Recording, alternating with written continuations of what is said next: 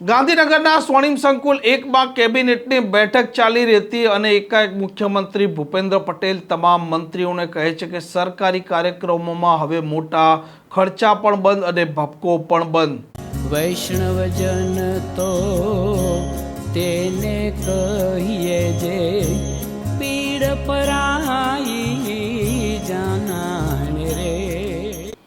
નમસ્કાર, આપ જોઈ રહ્યા છો નવજીવન ન્યૂઝ અને હું છું આપની સાથે તોફિક ગાંચી। આજે ગાંધીનગરના સચિવાલયમાં કેબિનેટની બેઠક મળી હતી। સ્વર્ણિમ સંકુલમાં એક પછી એક મંત્રીઓ અને અધિકારીઓ છે તે આવી રહ્યા હતા અને મંત્રી પ્રવીણ માળી છે તે ઇલેક્ટ્રિક સ્કૂટર લઈને પહોંચે છે, જ્યારે નાયબ મુખ્યમંત્રી હર્ષ સંઘવી છે તે તેમનું વાહન લઈને પહોંચે છે, જેમાં તેમનો જે કાફલો હતો, જે પાયલોટિંગ એમનું ચાલતું હતું, તેમાં વાહનો ઘટાડી દેવામાં આવ્યા હતા અને તેમના સાથે હતા રાજ્ય કક્ષાના મંત્રી કૌશિક વેકરિયા। જ્યારે મુખ્યમંત્રી ભૂપેન્દ્ર પટેલ આવે છે તેમના પણ કાફલામાં ફક્ત 3 વાહનો હતા અને પાયલોટિંગની ઘણી ગાડીઓ છે તે ઘટાડી દેવામાં આવી હતી। પરંતુ આ કેબિનેટની બેઠકમાં ચર્ચાઓ થઈ રહી હતી કે રાજ્યમાં જે સરકારી કાર્યક્રમોમાં તામઝામ થતા હોય છે, જે ભપકા થતા હોય છે, તેનું શું કરવું। અને એકાએક મુખ્યમંત્રી ભૂપેન્દ્ર પટેલ કહે છે કે હવે પછી જે સરકારી કાર્યક્રમોમાં યોજાશે તેમાં આ તામઝામ, આ ભપકો છે તે બંધ થશે અને મોટા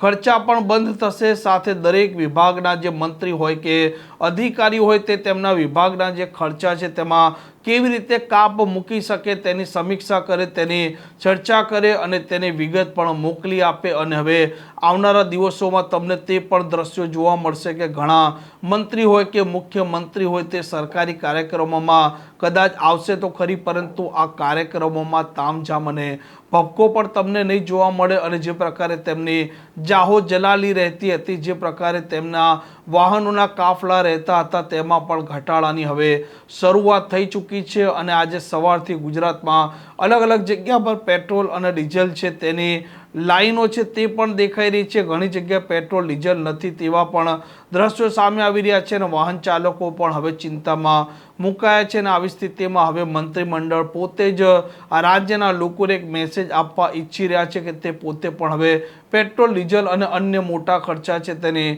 બચત કરી રહ્યા છે અને તે દિશામાં આગળ વધી રહ્યા છે। હવે જોઈએ જે પ્રકારે આ મંત્રીઓએ નિર્ણય લીધો છે કે પેટ્રોલ ડીઝલના કાપ કરી શકાય, બચત કરી શકાય, તે માટે વાહનો તેમણે ઘટાડ્યા છે। આ તામઝામ કેટલા દિવસ ચાલે છે? આ પ્રકારના સમાચાર માટે નવજીવન ન્યૂઝ ચેનલ સાથે જોડાયેલા રહો। નમસ્કાર।